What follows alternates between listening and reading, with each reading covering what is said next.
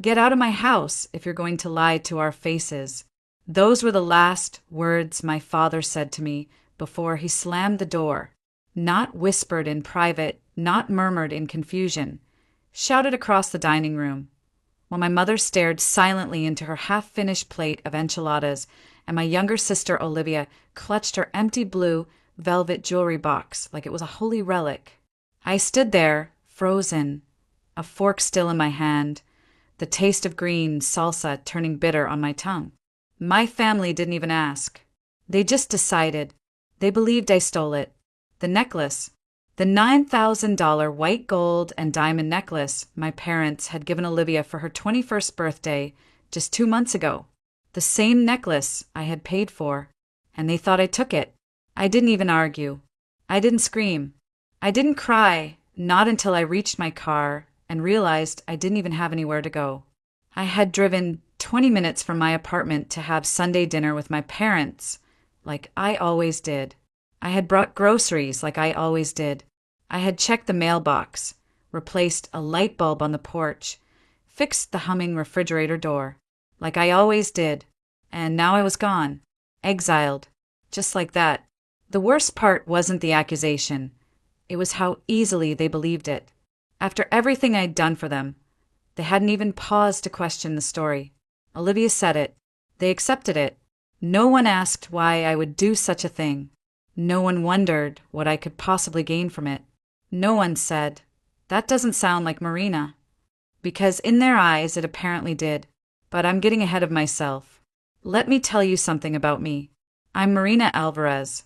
I'm 28 years old. And up until last week, I thought being the responsible one in a family meant being safe, respected, trusted, loved unconditionally. I had no idea how easy it was to erase all that with a single lie. Growing up in the Alvarez household meant one thing above all else. Family comes first. My father, Ernesto, used to say it like a commandment, especially on Sunday nights when we all sat around the dining table in our modest home in Stamford, Connecticut. Blood is thicker than bills, he liked to joke when we were kids. You can always earn money, but you only get one family. I used to believe him. I used to repeat it to myself every time I skipped a vacation to pay for mom's medication or postponed a raise negotiation to drive Olivia to college campus tours. It wasn't just obligation. It was love. Or at least it started that way. My parents weren't bad people. They weren't lazy or cruel or openly manipulative. They were just tired. Life had worn them down, stripped away the shine from their marriage, and left them clutching memories of better years. My father once ran a small but thriving construction business. My mother worked part-time at the local florist and baked the best cinnamon rolls on our block. But after the 2008 recession hit and my mom's rheumatoid arthritis worsened, everything changed. The business closed.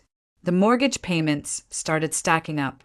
The medical bills arrived monthly, thick as catalogs. They mortgaged the house twice just to stay afloat. I saw it happening. I was 17 at the time, old enough to understand, young enough to feel helpless. Olivia didn't see it at all. She was only 10. Our parents went out of their way to protect her from reality. While I worked part-time jobs and applied for scholarships, Olivia got birthday parties with rented ponies and a brand new Honda Civic at 16. I never blamed her for that, not then. I told myself over and over that this was what older siblings did. They carried more, so the younger ones didn't have to. I didn't realize that someday that weight would be used against me. So when Dad called me 2 years ago, voice low and broken, asking if I could help with a couple bills for a few months, I said yes.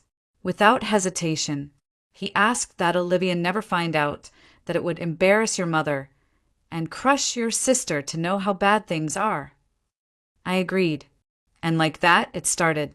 At first, it was just the mortgage, then the utilities, then the property taxes, then Mom's treatments, and then Olivia's college tuition. I paid it all, quietly, faithfully, without a single thank you card or acknowledgement. I just kept going, telling myself I was doing the right thing, that this was what family meant. And yet here I was on the cold pavement outside the house I had financially carried for years, being accused of stealing the very thing I had bought, a $9,000 necklace. I had worked extra shifts to cover that birthday gift, had delayed my own dental work that month.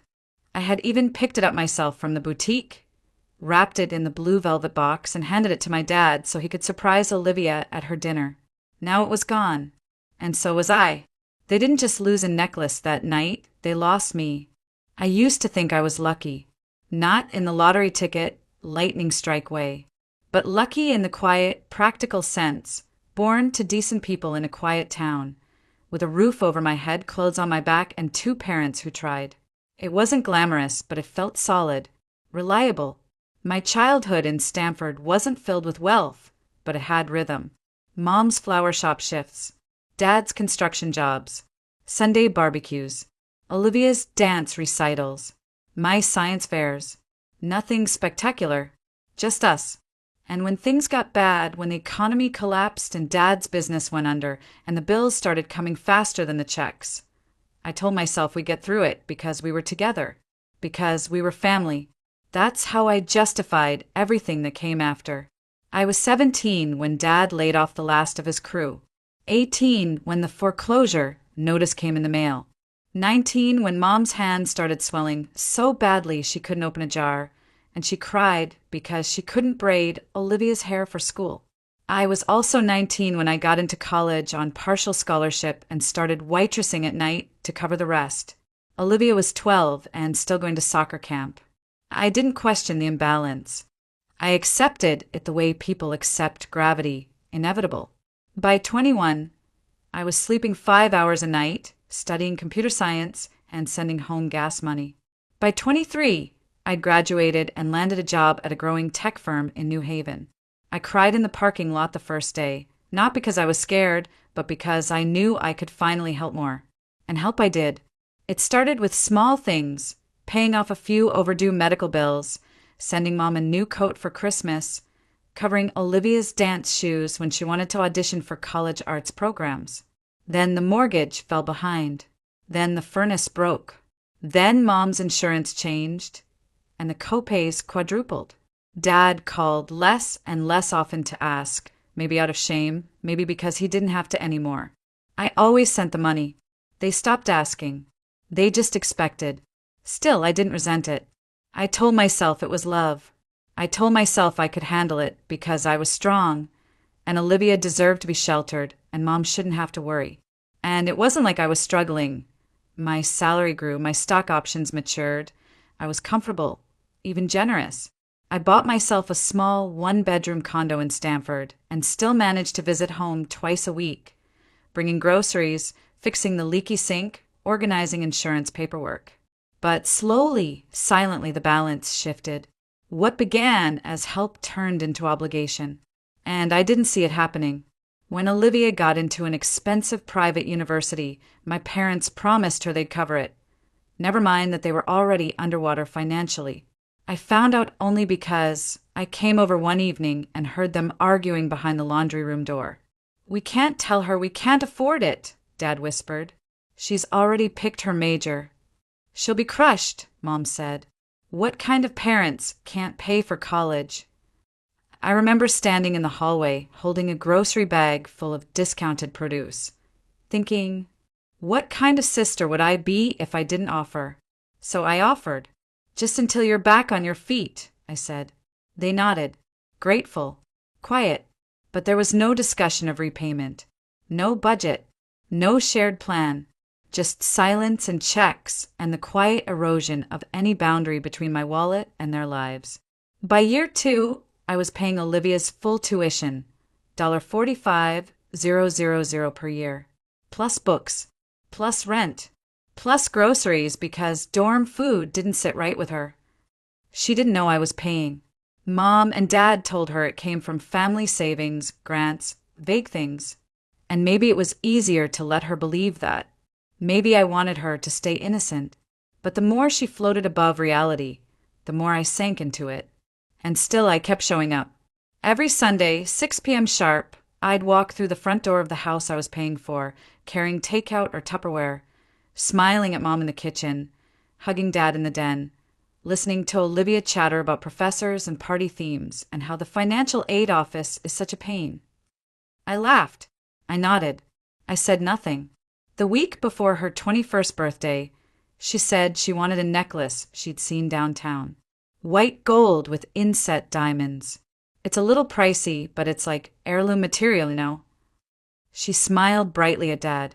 Don't worry, I know you'll figure it out. He called me the next day. I didn't ask questions. I just transferred the money. That necklace wasn't just a gift. It was a symbol of how far I was willing to go to hold this family together.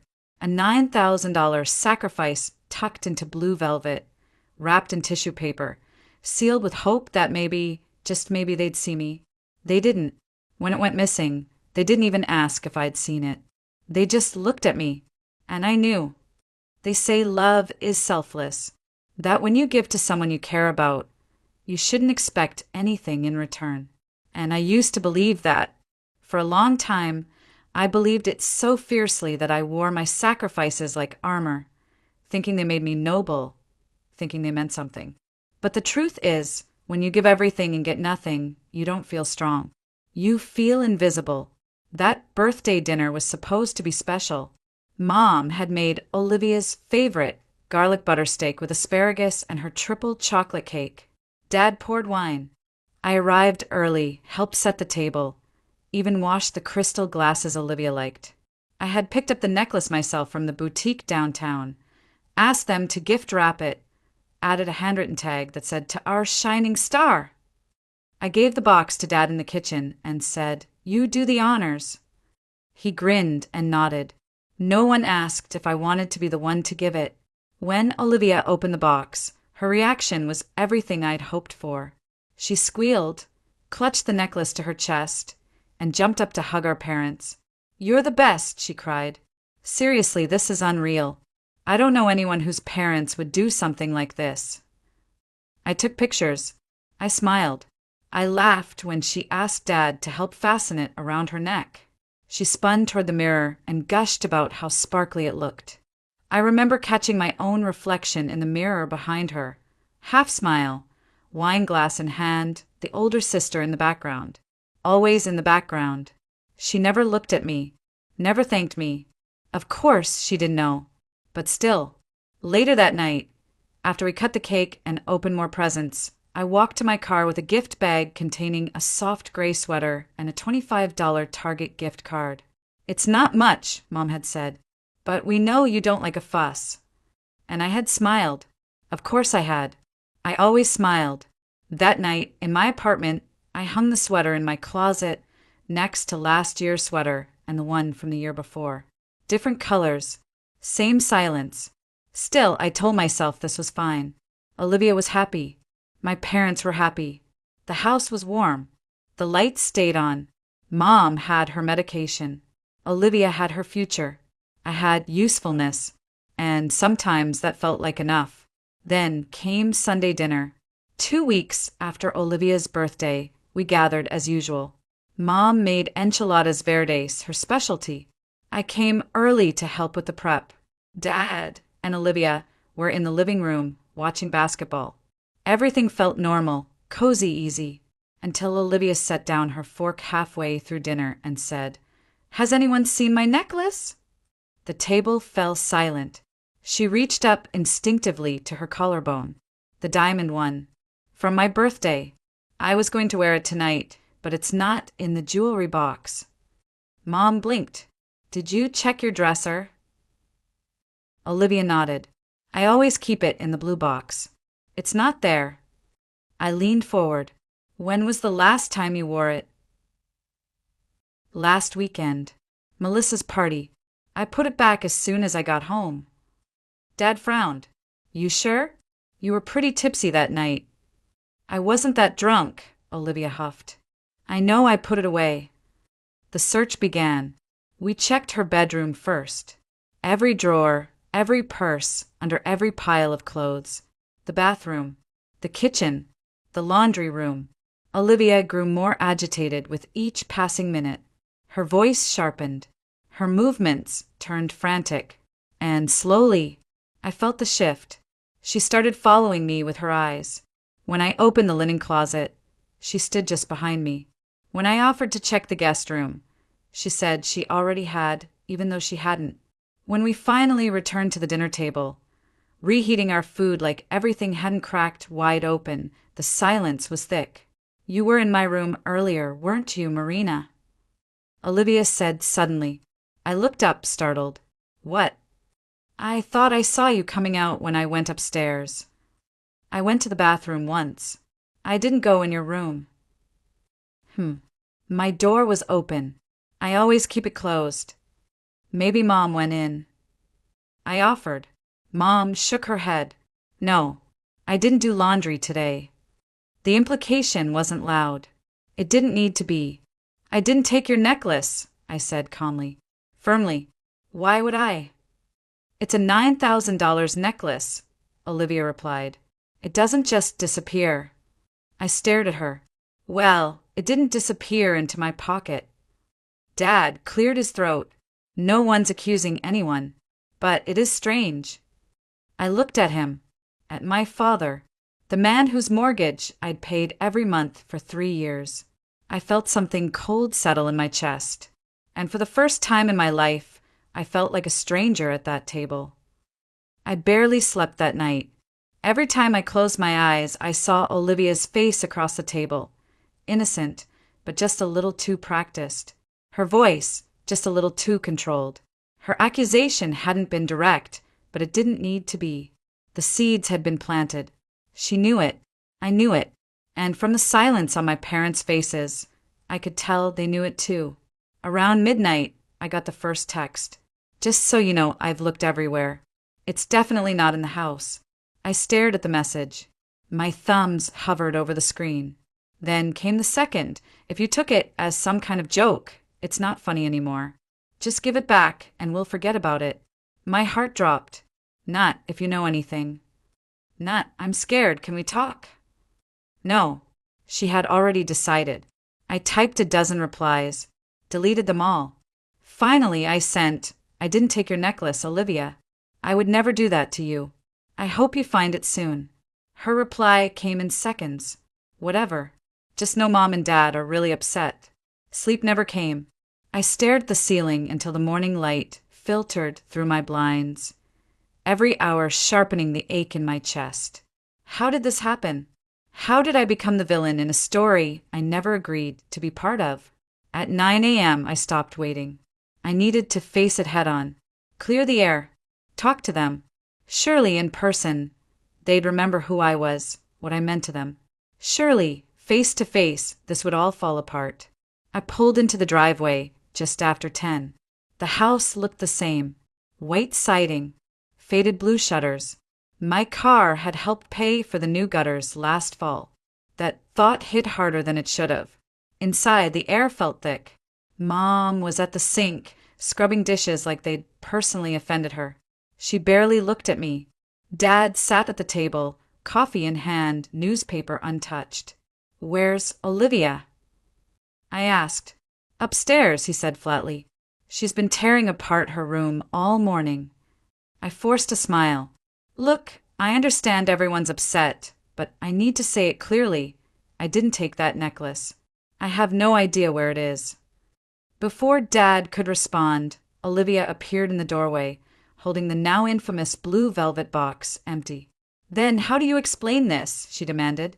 "I found it in your old bedroom, shoved under the bookshelf." My mouth went dry. "That's impossible. I haven't been in that room in weeks." "Well," she said, eyes gleaming, "the box didn't walk there on its own." Dad stood up slowly. "Marina, if you're in trouble, if something's going on, you should have just told us." I blinked. "In trouble?" He looked almost offended. "You don't need to sneak around and steal from your own sister." The absurdity hit me so hard I almost laughed. Steal from my sister? The girl whose entire education, car, and lifestyle were funded by me? The girl who never once had to think about how bills were paid? "This is ridiculous," I said. "I make more than enough money to buy 10 of those necklaces. Why would I steal one?" Then how did the box end up in your room? He snapped. It's not my room anymore, I said. I haven't lived here in years. Anyone could have put it there. I didn't say it. Not yet. But we all knew who anyone could be. Olivia gasped, wide-eyed and dramatic. Are you saying I planted it?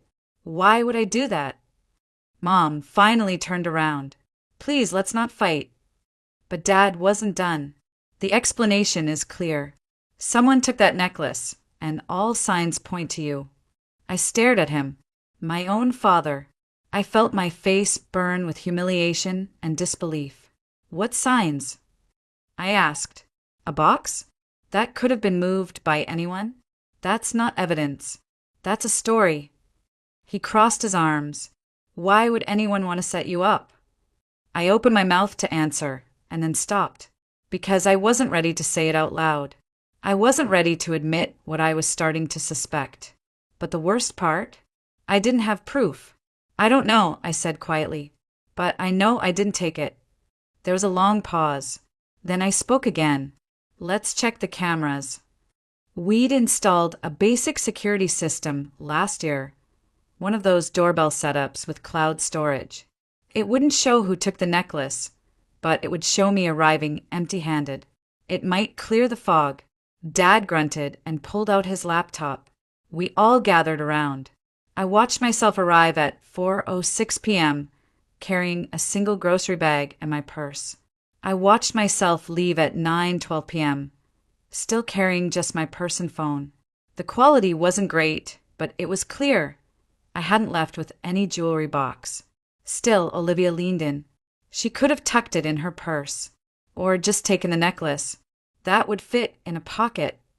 Dad rubbed his forehead. $9,000 could solve a lot of problems. I couldn't believe what I was hearing. I pulled out my phone and tapped a few times. The mortgage payment reminder had just arrived. Without thinking, I approved the $3,000 transfer. Their mortgage. Paid. Again. No one noticed. I don't need to steal, I said, setting my phone down. I'm the one paying to keep this house running. Mom's voice was soft. Even successful people struggle sometimes. I turned to her. You really think I'd lie to you? After everything I've done? She looked down at her hands. I had my answer, and I wasn't sure if I'd ever recover from it. I left the house with my breath caught somewhere between my lungs and my throat. I don't remember walking to the car. I don't remember turning the ignition. I just remember gripping the steering wheel so hard my knuckles turned white, and still, my hands wouldn't stop shaking. I wasn't angry. Not exactly. Not yet. What I felt was something colder, deeper, like something vital inside me had snapped, not from tension, but from exhaustion, from years of trying too hard to be everything for everyone, and ending up as the villain anyway. I sat in the driveway for several minutes, too numb to drive. Then, as I adjusted the mirror to reverse out, I caught a glimpse of the upstairs window, Olivia's window. She was there, watching, our eyes locked, and for the briefest moment I saw it. Not guilt, not fear, not confusion, satisfaction. It was gone in a blink, replaced with a blank stare, but it had been there. The corner of her lips, the tilt of her chin, the tiny glint of victory in her eyes. That's when I knew. This wasn't a misunderstanding. It was a setup, and she had won. The realization didn't make me cry. It didn't make me scream. It made me quiet, dead quiet, the kind of quiet that comes when you stop hoping something will be different, the kind that creeps in when you finally accept they were never going to choose me. I drove home in silence, parked, walked upstairs, didn't turn on any lights. I sat in the dark on my living room floor and let the stillness surround me. And then I opened my laptop. At first, I just stared at the screen. But slowly my fingers began to move. Spreadsheet. Title: Alvarez Family Financial Support 2020 to present. I went line by line. 3 years of sacrifice. 3 years of deposits, payments, silent bailouts. Mortgage. $108,000 utilities. $12,600 property taxes, $22,500 medical bills, $47,800 Olivia's tuition and expenses, $151,200 groceries, cars, gifts, household repairs, $35,000 total, $377,100. The number sat on the screen like a slap. $377,000.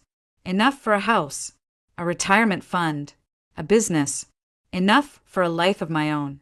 I had been bleeding money into a household that now believed I was a thief, a household that never once asked how I was doing, that never once thanked me, that now wanted me gone. I stared at the total again. My heart didn't race. My stomach didn't sink. I felt clear. The next morning, I called Janet Perez, my financial advisor. I'd spoken to her once back when I started making six figures and wasn't sure what to do with it. I hadn't called since. We met that afternoon in her office downtown. I brought printouts, bank statements, the spreadsheet, receipts. I showed her everything. She didn't interrupt. She just listened. When I finished, she sat back in her chair and said softly, "Marina, this is unsustainable. It's generous. It's noble. But it's not healthy." "I know that now," I replied. She asked one question. "Are you legally bound to any of these payments?" I shook my head. No contracts. No written agreements. I just paid. "Then you can stop. Today." Those words hit like a bell ringing in my chest.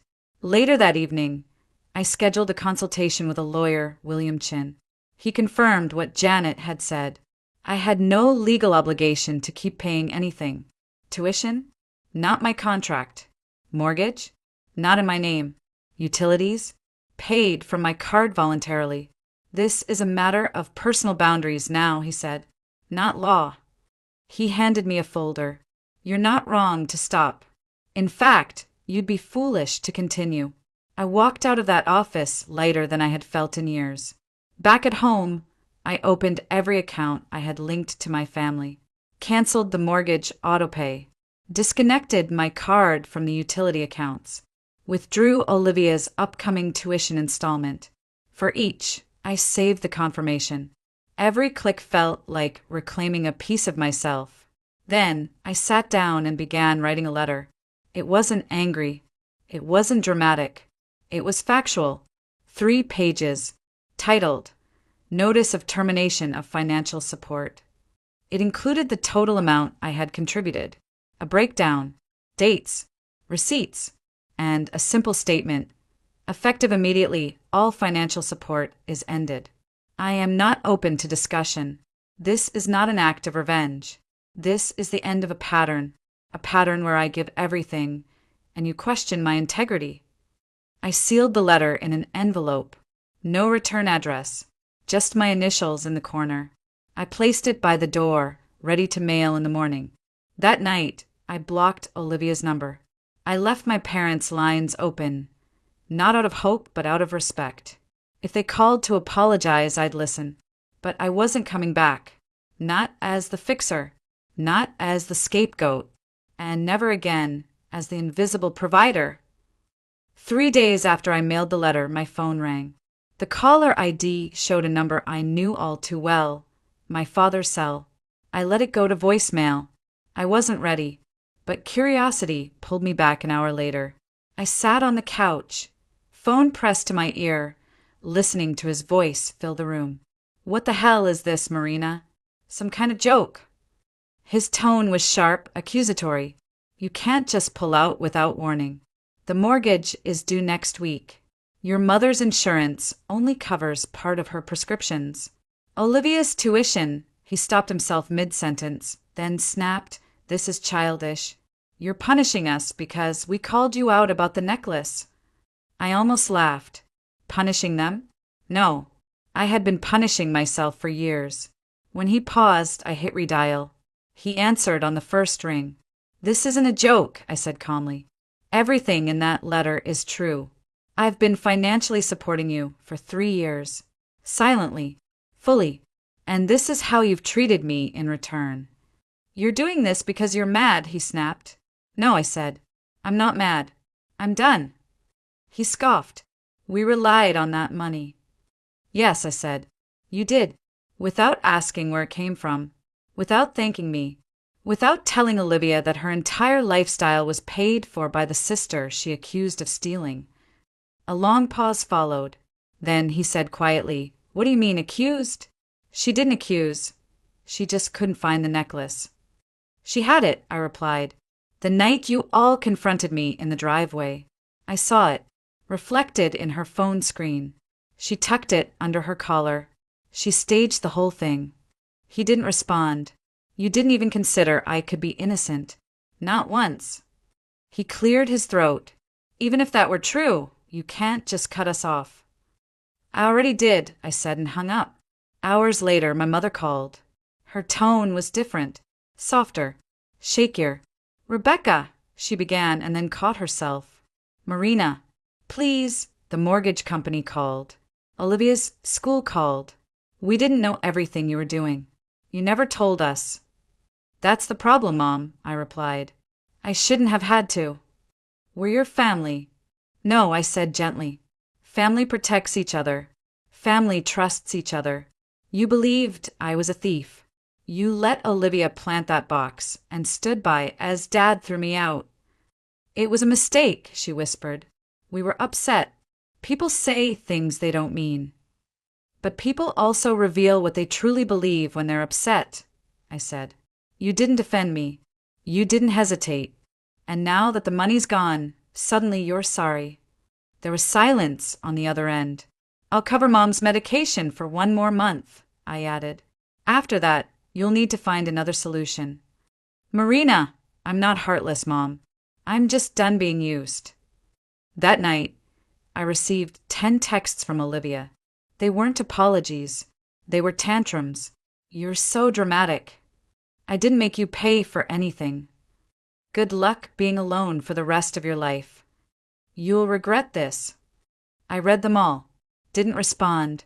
The next day, I got a call from the university's financial office. Olivia's payment hadn't gone through.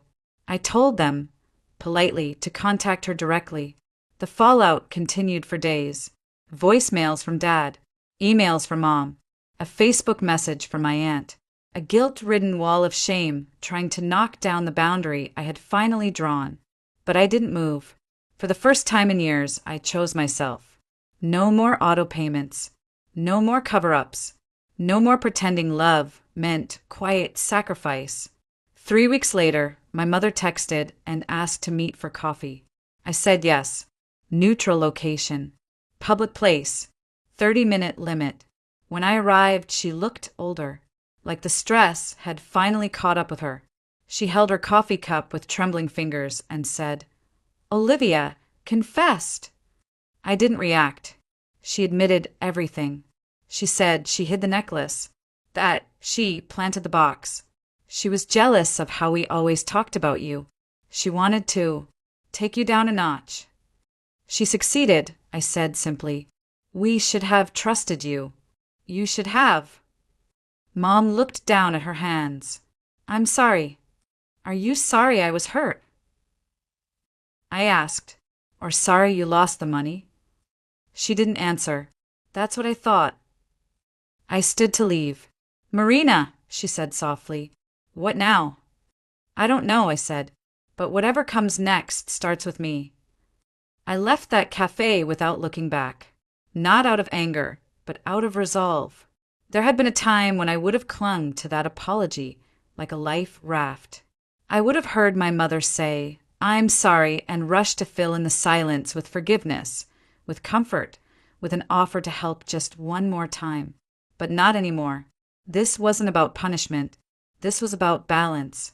That night, back in my apartment, I sat at my desk with the windows open and a breeze cutting through the quiet. I reopened my spreadsheet, not to obsess over the past, but to plan the future. For once, I could look at my bank account and feel like the money in it belonged to me. I started by increasing my 401k contributions, opened a new savings account strictly for emergencies, scheduled a meeting with a financial planner about real estate investment. I finally began to build something for myself. But the financial repair was only half the healing. 2 weeks later, I began therapy. Dr. Lena Thompson specialized in family systems and boundary trauma. She was calm, grounded, and never once told me to just forgive and move on. In fact, in our first session, she said something I'll never forget. What your family did wasn't just a mistake. It was systemic disrespect. They used your silence as permission. She explained how I had been unconsciously cast in the role of the responsible one. How that role, once internalized, becomes a trap. You begin to believe that your value comes only from service, only from sacrifice.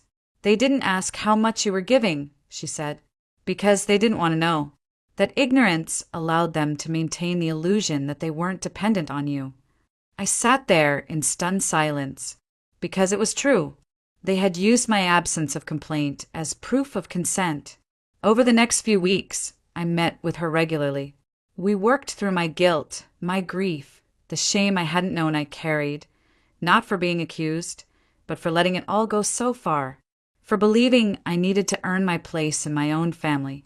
And slowly, I let go of the narrative that said I had to be their savior to be worthy of their love. I also rebuilt my life beyond work. I joined a local women's hiking group, volunteered on weekends teaching coding basics at a nonprofit boot camp for girls, reconnected with old friends, laughed more, slept better. It was strange at first. Having time, energy, money, autonomy. No one texting me last minute to cover a dentist bill. No middle-of-the-night panics about tuition. No monthly drain into a house that saw me as disposable. Just me. And then something even stranger happened. I began to feel joy again. I took a weekend trip to Maine alone, watched the sunrise over rocky cliffs, coffee in hand, and cried. Not from sadness, but from the release of a burden I hadn't realized I'd carried since I was 17. Around the same time, my parents finally downsized. They sold the house, my house, and moved into a smaller apartment on the other side of Stamford. Dad picked up weekend shifts with an old friend in construction. Mom started working part-time at a local florist. They learned to budget, to call the bank themselves, to ask each other for help. Olivia, from what I heard through mutual connections, had dropped 2 classes but picked up shifts at the campus bookstore. She now paid part of her rent. She had cut back on her social media posts, and her feed, once full of luxury and aesthetic brunches, now showed simple things. Study sessions, coffee mugs, the occasional selfie with no filter and tired eyes. Then came the letter, a handwritten envelope in my mailbox. No return address, just my name in Olivia's handwriting. Inside, 3 pages. I did it, she wrote. I planted the box. I lied. I knew you hadn't taken it, but I wanted to knock you down. I hated how they always talked about how perfect you were. I hated feeling second best. I never expected you to cut us off. I never expected the fallout. I thought you'd just swallow it like you always did. She ended with, I don't expect you to forgive me, but I wanted you to know. I see it now. What you did. What it cost you. What it cost us. For a moment, I didn't know what to feel. It wasn't closure, exactly. It wasn't vindication. It was something else, like watching the first sprout emerge from dry earth after a fire. Small, real, not enough to rebuild on, but enough to begin. 6 months have passed since the night I was thrown out over a $9,000 necklace. It still feels surreal when I say it out loud. But what's even more surreal is how much has changed since then, not just in my family, but in me. We've only had one full family gathering since everything happened. It was awkward, the kind of awkward that settles into every chair, every pause in conversation. Dad over-explained a joke. Mom over-apologized with her eyes. Olivia barely said anything at all. But for the first time, there were no illusions. No fake cheer. No unspoken transactions hanging in the air. And oddly enough, that made it easier to breathe. Olivia is still in school, working part-time. I hear she's managing her own expenses now. She even turned down spring break this year, saying she needed to catch up on reading. I haven't responded to her letter yet. Not because I'm angry, but because I'm not ready. Forgiveness isn't a switch. It's a landscape you walk toward at your own pace. As for my parents, they've adapted more than I thought they could. Dad started attending community college night classes in project management. Never too old to learn new tricks. He grunted one afternoon when we ran into each other at the grocery store. Mom still works part-time at the florist. Her hands a little steadier now, thanks to new medication. Paid for by her own insurance. I did agree to help with one thing, a specialized prescription that wasn't covered. But I made the terms clear. It would be sent directly to the pharmacy. It would be reviewed every 3 months. And most importantly, it would end immediately if my character was questioned again. They agreed. No arguments. No guilt-tripping. Maybe they were finally learning, too. My relationship with them isn't what it was before, but maybe that's a good thing. What we had before was based on silence and sacrifice. What we have now is cautious, fragile, and honest. I can live with that. As for me, I've never been more grounded.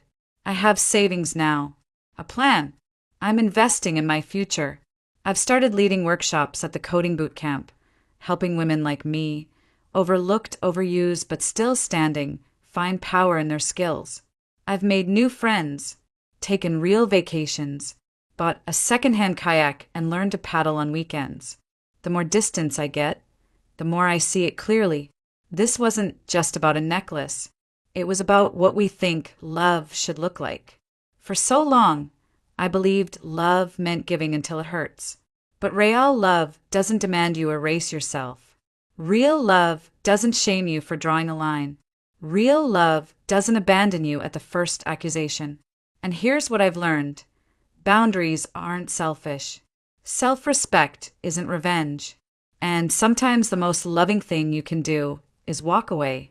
To anyone who's listening, who's been the dependable one, the quiet giver, the person whose worth has been measured only by how much you can endure, this is for you. You deserve to be seen. You deserve to be heard. You deserve relationships where you don't have to prove your goodness with every dollar, every favor, every self-erasure. It took me nearly a decade to learn that lesson. But now that I have, I'll never go back. Because for the first time in my life, I'm not afraid of being alone. I'm afraid of losing myself again. And I won't. Not for family. Not for guilt. Not for a necklace. Not for anyone.